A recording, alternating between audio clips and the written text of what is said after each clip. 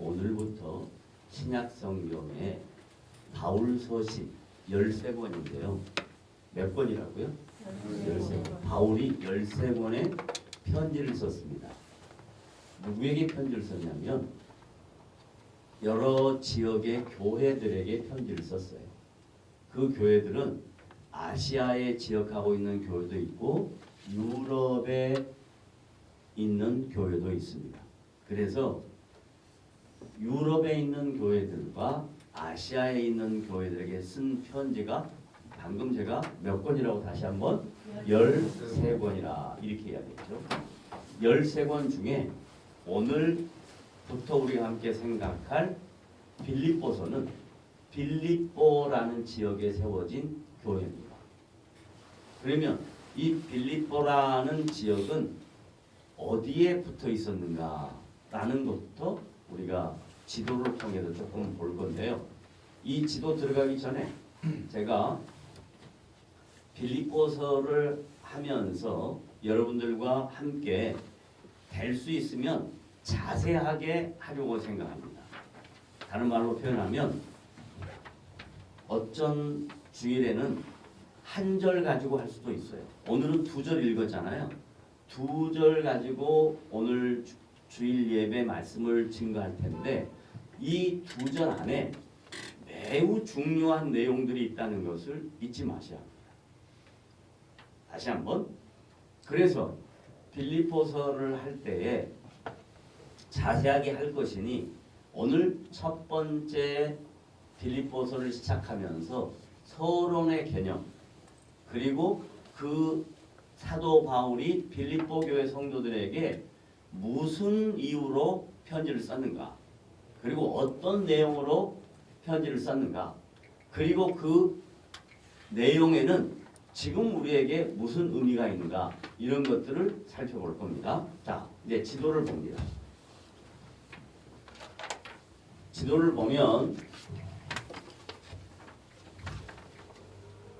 이게 사도 바울이라는 하나님이 세운 사역자 사도 바울의 여러분 안 보면 주보 보셔도 돼요. 사도 바울의 2차 전도 여행입니다.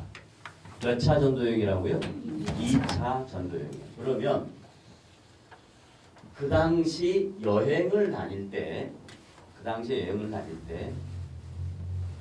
어떤 교통수단을 이용했을까? 여러분이 생각해 보는 겁니다. 그 당시 이용할 수 있었던 교통수단은 배. 이런 지역이 다 바다거든요. 바다를 지날 때는 배를 이용해야 되잖아요. 근데 지금처럼 배가 무슨 아주 럭셔리한 그런 배가 아니고 뭔 배냐면 바람을 이용해서 다니는 배예요. 그러니까 그런 풍력을 이용해서 다니는 배를 타고 다녔어요. 쉬운 일일까요? 어려운 일일까요? 어려운 일이죠. 그런데 여행을 할 때 전도를 목적으로 하는 여행도 있지만 상업을 하기 위하여 여행하는 목적도 있습니다. 다른 말로 말하면 돈을 벌기 위해서 이 지역에 있는 사람들이 이 지역에 물건을 팔러 갈 때도 배를 이용하죠. 그것은 수도 없이 많은 사람들의 삶의 모습들이에요. 그 사람들은 자기들의 이익을 위하여 사는 거예요. 잘 먹고 잘 살기 위해서 사는 거예요. 자식을 가르치기 위해서 사는 거예요. 그런데 바울이 다니는 여행은 복음을 전하기 위해서 다닌 여행이었단 말이에요. 하나님이 어떤 분인가를 증거하기 위해서 다닌 여행이에요. 예수 그리스도의 구원 사역을 선포하기 위해서 다닌 여행이에요. 그러면 일반적으로 생각할 때 돈 벌어 다니는 것도 아니고 하나님 나라와 복음 사역을 위해서 전도하러 다니는데 모든 일이 다 잘 돼야 될 거 아니에요. 그런데 잘 될까요? 잘 안 될까요? 잘 안 돼요. 잘 안 돼요. 그게 어디에 나오냐면 사도행전 16장에 나와요. 다 같이 사도행전 16장으로 돌아가 봅니다.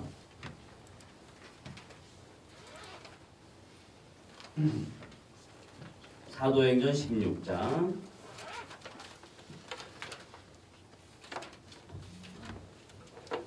찾으셨으면 성경을 봅시다. 제가 이거 PPT를 만들었어야 되는데 죄송해요. 자,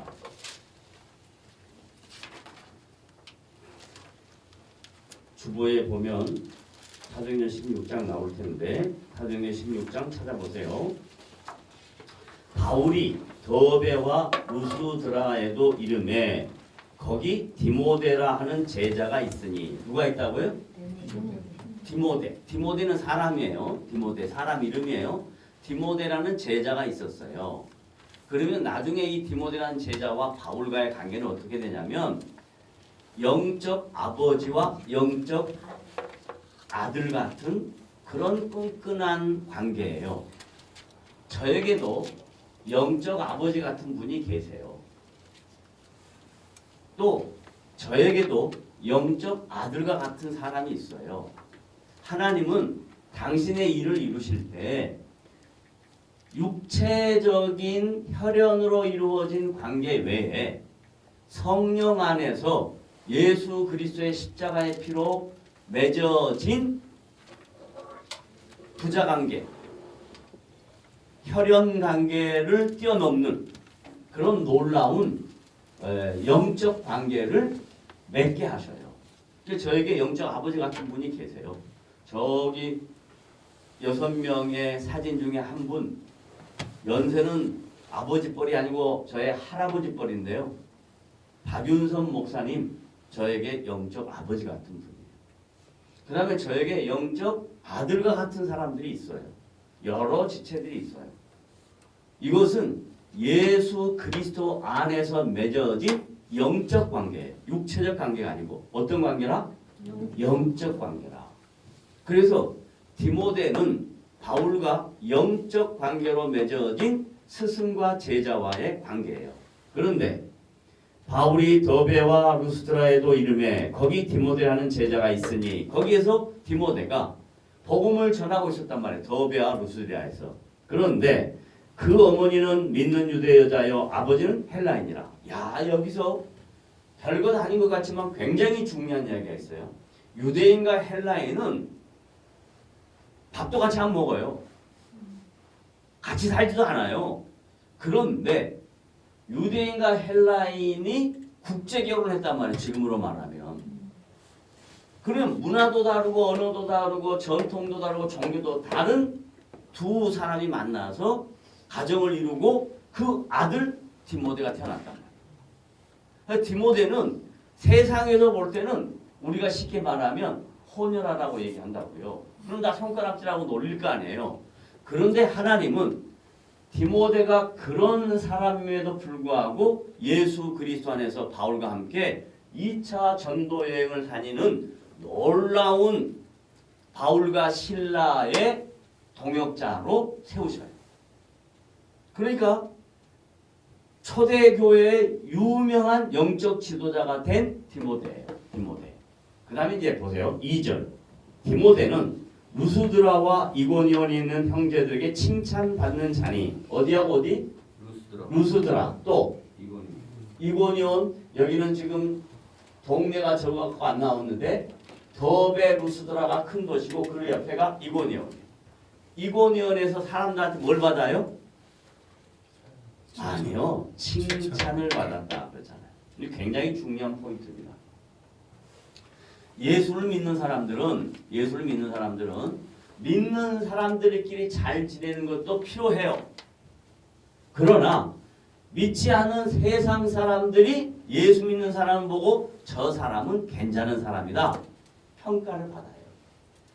그럼 저 사람은 괜찮은 사람이다 라는 평가를 받으려면 관계성 속에서 맨날 자기가 이겨야만 된다라고 생각하면 저 사람 괜찮은 사람이라 그럴까요? 안 괜찮은 사람이라 그럴까요? 안 괜찮은 사람. 어떻게 하면 되는 거예요? 져야 되는 거예요. 져야 되는 거예요. 바보처럼 져야 되는 거예요. 그래야 사람들이 저건 뭔가 다르다 이렇게 하는 거예요. 저는요 개인적으로 다양한 운동을 잘합니다. 그런데 운동을 하면 꼭 시합을 해야 되잖아요. 그러면 상대에 따라서 맞춰줘요. 잘하는 사람일 경우는 최선을 다해요. 못하는 사람한테는 마음 상하지 않도록 대충 이렇게 실수도 하고 그렇게 알란가 몰라. 알란가 몰라.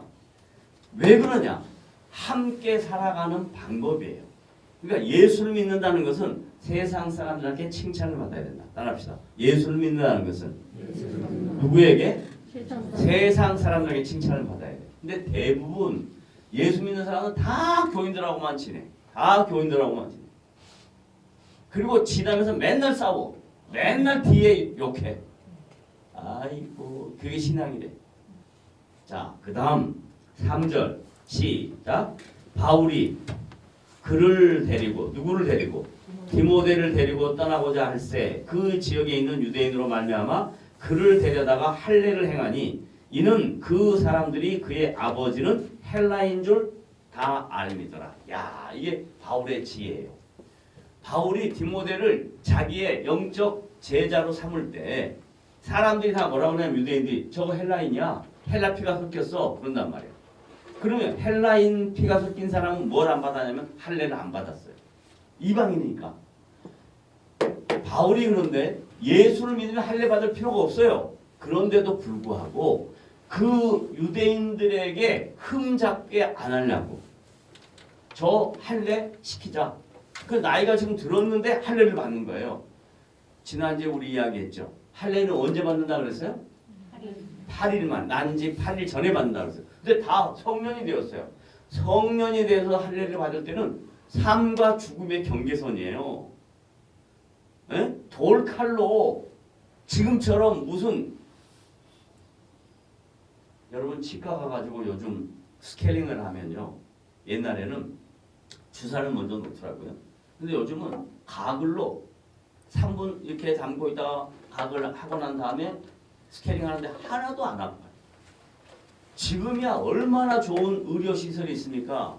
그런데 지금부터 약 2000년 전에 할례를 행할 때 아무것도 없어요. 돌칼이에요. 돌칼. 돌칼로 뼈를 잘라요. 그 일을 유대인들을 보라고 바울이 디모데에게 할례를 행합니다. 자, 그 다음 4절 시작. 여러 성으로 다녀갈 때에 예루살렘에 있는 사도와 장로들이 작정한 규례를 그들에게 주어 지키게 하니 이에 여러 교회가 믿음이 더욱 굳건해지고 수가 날마다 늘어가니라. 그래서 초대교회가 여기 여러 갈라디아 지역에 세워진 교회들이 점점 수가 많아지고 성도가 많아졌다. 이게 역사적 사실이다. 이거 기록해 놓은 거예요. 그러다가 이제 6절 너무너무 중요한 내용이 나오는데 6절 시작. 성령이 아시아에서 말씀을 전하지 못하게 하시거늘. 성령이 여기 아시아거든요. 여기 아시아예요. 이쪽으로 넘어가면 유럽이에요. 여기로 넘어가면 자 여기 아시아인데 아시아에서 복음을 전하지 못하게 해요. 왜 그럴까? 누가? 성령이. 다른 말로 하면 하나님이 아시아에서 하지 말고 일로 가라 그런다 이 말이에요. 자 한번 여러분 좋은 머리를 활용해서 한번 상상해 봐요. 왜 그랬을까? 복음을 전 세계에 전파하기 위한. 예, 좋습니다. 유럽이 로마가 그 당시 전 세계를 지배하는 나라였어요. 그러면 유럽에 속해 있는 이런 나라들이 전부 다 로마의 식민지예요. 그러니까 복음이 아시아에서 이미 전해졌으니까 이제 건너뛰어서 어디로 가야 된다?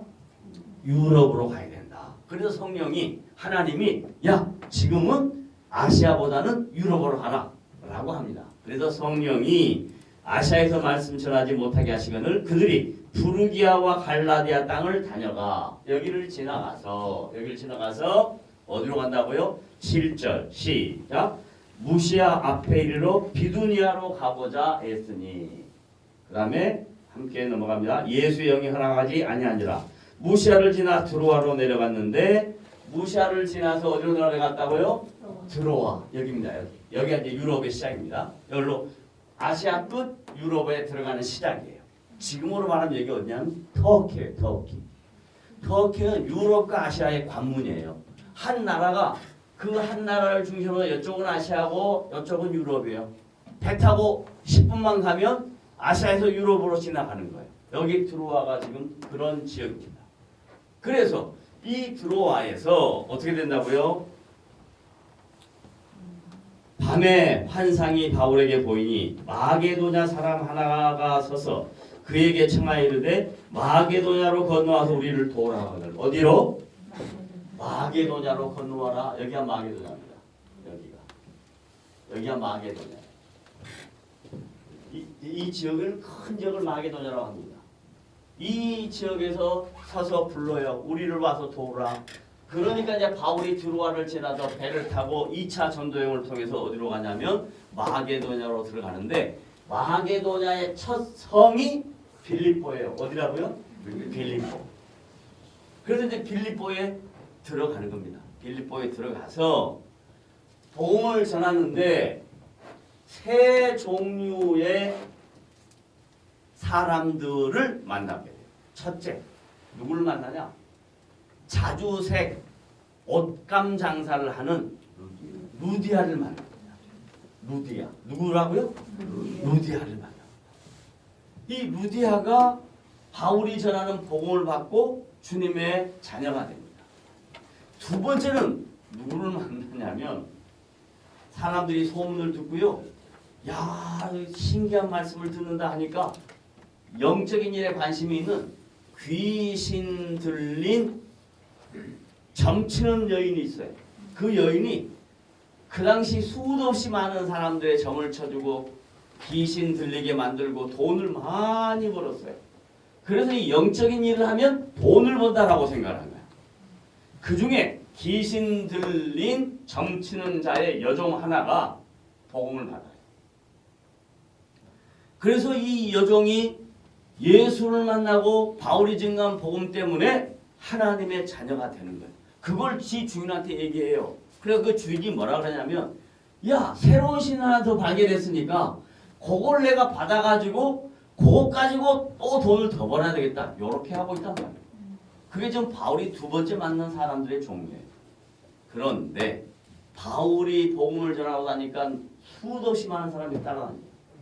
많은 사람들이 관심이 있어. 뭔 일에 관심이냐? 영적인 일에 관심입니다. 자, 세상이 어려워지면, 세상이 힘들면 영적인 일에 관심을 갖게 되는 게 인간의 본성이에요. 여러분 잘 보세요. 건강하고 잘 나갈 때 하나님 생각이 많이 날까? 아프고 힘들고 어려울 때 하나님 생각이 많이 날까? 다 알잖아. 다 알잖아. 그러니까 그 당시 로마 식민지를 당하고 있는 사람들이 빌립보 사람들이 힘드니까 여러 지역에 있는 사람들이 힘드니까 영적인 일에 관심을 갖는데 바울과 신라가 복음을 전해요. 그래서 사람들이 막 모여 시장터에. 그 중에 여러 사람이 저것 봐라. 감히 로마 황제의 칙령을 어기고 로마 황제가 신인데 그 로마 황제의 신적인 것을 인정하지 않고 예수가 신이라고 하고 고소를 해요. 그래서 2차 선교여행을 다니는 바울과 신라가 이 빌립보에서 고소를 당해가지고 어디에 들어가요? 감옥에 들어가요. 감옥에 들어가면 이 감옥 생활은 자유로운 생활이 아니에요. 그런데 바울과 신라는 감옥에 들어가서 불평하고 원망하고 그런 것이 아니라 하나님 앞에 찬송하고 기도해요. 그 일을 지속적으로 하니까 하나님께서 복음 사역을, 구원 역사를, 하나님의 하나님 되심을 전달하려고 그 감옥 안에서 놀라운 일이 일어납니다. 큰 지진이 일어납니다. 땅이 갈라집니다. 그러니까 옥문이 다 열립니다. 그러니까 이 간수들이, 제수를 지키고 있던 간수들이 생각하는 거예요. 아이고 큰일 났구나. 이제 우리가 지키고 있던 제수들이 다 도망갔으니 이제 로마 황제로부터 우리의 목숨은 완전히 이제 내놓은 목숨이다. 이렇게 생각하고 넋을 놓고 있는데 성경에 보니까 바울과 신라가 찬송하고 기도하면서 간수들의 그 놀라움에 대하여, 두려움에 대하여 걱정하지 마라. 놀라지 마라. 무서워하지 마라. 제수들 그대로 있다. 우리 여기 그대로 있다. 합니다. 그러니까 이 간수들이 이해가 안 되는 거예요. 아니 언제든지 도망가고 싶은 게 죄수의 모습인데 죄수의 마음일 텐데 충분히 도망갈 수 있는데 안 도망가고 거기 있으니까 깜짝 놀라서 도대체 너희들이 찬송하고 기도하는 신은 누구냐 하고 복음에 대하여 관심을 갖게 돼. 그때 바울이 그 간수들에게 하는 말이 있습니다. 사도행전 16장 31절 다 같이 따라해요. 주 예수를 믿으라. 그리하면 이건 한 단문 주 예수를 믿으라 하는 한 단문 그 다음에 그리하면 결과를 이야기하는 거예요. 다시 주 예수를 믿으라. 그리하면 너와 내 집이 구원을 얻으리라. 이야 기가 막힌 거예요. 다른 말로 말하면 구원은 개인적인 거예요. 그러나 한 개인이 예수 믿고 변화되면 가족까지도 구원을 이루게 할 수 있다 이 이야기입니다. 저는 이 얘기를요 실감한 간증 사례가 있습니다. 제가 늦게 군대를 갔어요. 늦게. 동생 친구들 3살 어린 동생 친구들과 함께 군대를 입대했어요. 그래서 어디로 갔냐? 저기 진해 통제부 안에 있는 국군 진해병원의 위생병으로 거기를 갔어요. 그때 제가 인격적으로 주님을 만나고 3년 됐을 때예요. 그러니까 군대 입대할 때 저 신앙의 각오는 어떤 거였냐면 예수님 때문에 내 생명을 버려도 된다 할 정도로 각오가 당찼어요. 그런 믿음으로 군대를 갔어요. 갔더니 진해통합병원을 들어가기 위해서 헌병을 통과해야 되는데 헌병이 부르더라고. 갔더니 어디 배치받았냐? 진해통합병원 배치받았습니다. 그러니까 하는 말이 너는 오늘 저녁에 들어가면 곡소리가 날 것이다. 그러면서 헌병이 불쌍하게 생각해요. 아니나 다를까? 진해통합병원에 딱 들어갔더니 이런 벽에다 세워놓고 저기서 뛰어와가지고 부두발로 워카발로 가슴을 빵 차는 거예요. 왜 그랬을까요? 지수 당했으니까. 아니요. 예수 믿는다. 예수 믿는다. 그리고 난 다음에 어떻게 하냐면 물리치료실에 있는 이 곤봉 돌리는 거 갖고 가지고요. 머리 끝에서부터 발끝까지 때리는 거예요. 그 다음에 또 어떻게 하는 줄 아세요? 벽에다 붙여놓고 가슴을 치는 거예요. 이 군번줄이 이렇게 붙어 있는데 이 군번줄이 살에 박힐 정도로 맞았어요. 그 다음날 아침에 구보하라고 일어나서 구보하는데 침을 뱉으니까 피가 나와요. 그렇게 맞았어요. 제일 마지막 맞은 건 뭐냐? 저녁 8시 무렵이었습니다. 이 추운 겨울인데 예수 믿는다고 한 친구가 저는 지금도 이름을 기억하고 있어요. 그 사람이 누군지도 제가 알아요. 그러나 주님의 마음으로 그 사람에 대해서 미움 감정이나 이런 거 하나도 없어요. 저를 유리창고 뒤에 데려가서 쇠파이프로 눕혀놓고 엉덩이를 때리는데 8대는 맞았는데요. 여기가 다 찢어지는 것 같아서 비틀었는데 그 어두우니까 허리를 때립니다. 그래 허리를 맞고 허리가 신경이 손상이 돼서 들것에 실려갖고 병원이니까 중대본부로 왔는데 그 다음날 아침에도 이게 전혀 안 움직여요. 그래서 중대장이 놀래가지고 바로 앞에가 신경외과니까 신경외과 병동에다 입원을 시켰어요.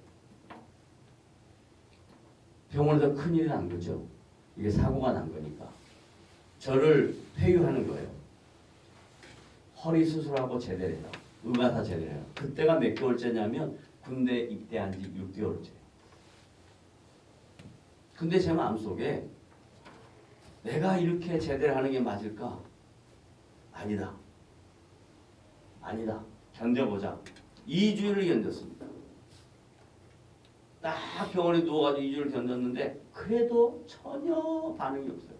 그런데 누워서 이렇게 하는데 발가락이 움직이는 것 같아서 어떻게 움직여서 교회에 기도하러 가려고 신경외과 병동에서 나와가지고 교회로 이렇게 걸어가려고 몇 발자국 뛰다가 갑자기 제 마음속에 무슨 생각이 드냐면 이렇게 힘들게 교회까지 올라가서 기도하지 말고 이 자리에서 내가 기도하자. 딱 허리다가 손을 얹고 기도하는데 허리에서 불이 나는 거예요. 그리고 걸을 수가 있었어요. 그리고 다시 정상적으로 군생활을 할 수 있게 됐고 그리고 정신과 병동 위생병으로 저의 보직이 변경이 돼가지고 장신과 위생병을 편하게 하고 있다가 상병을 달고 우리 정겸이가 상병을 달았대요.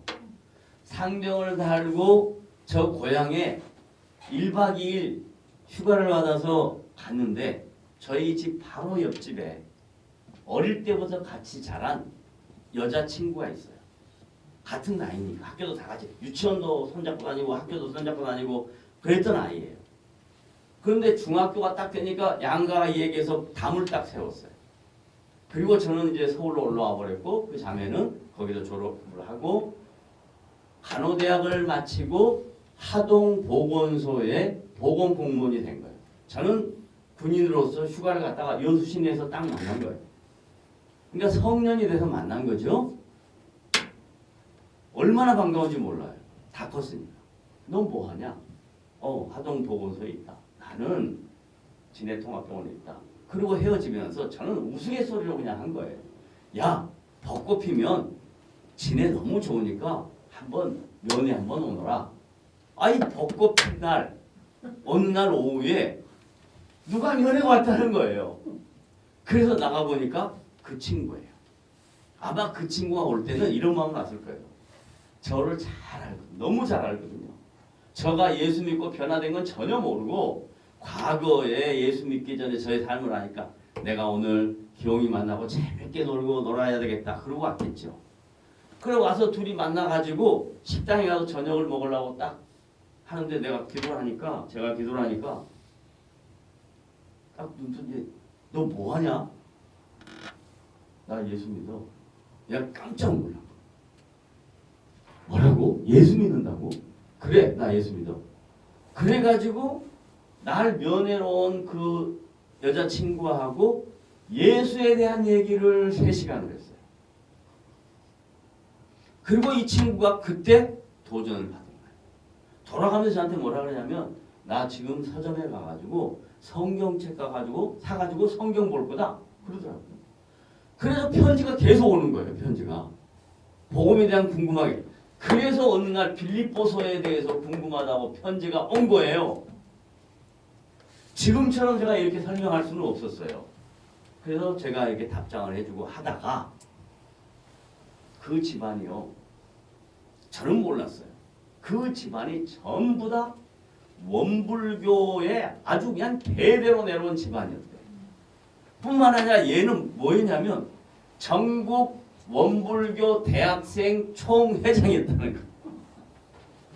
근데 얘가 예수를 만난 거예요. 성경을 읽고 예수를 만난 거예요. 그리고 세례 받는다고 나한테 꼭 보여주고 싶다고 오라 그래가지고 그때 뭐가 났냐면 제가 말년 때였는데 그 10월 26일 그 박 대통령 시해 사건이 난 거예요. 전 군이 밖에 못 나가 위수지역 못 나가는 저는 그것도 모르고 그냥 행정가 가지고 야 뭐 하나 주라 그래가지고 들고 하동까지 갔네. 진해에서 하동까지 가서 주일날 걔 세례 받는 모습을 보는 너무너무 감. 근데 이 자매가 나중에 주님을 만난 것뿐만 아니라 온 집안이 예수를 다 믿고 원불교 다 버리고 그리고 급기야는 목사 사모가 됐어요.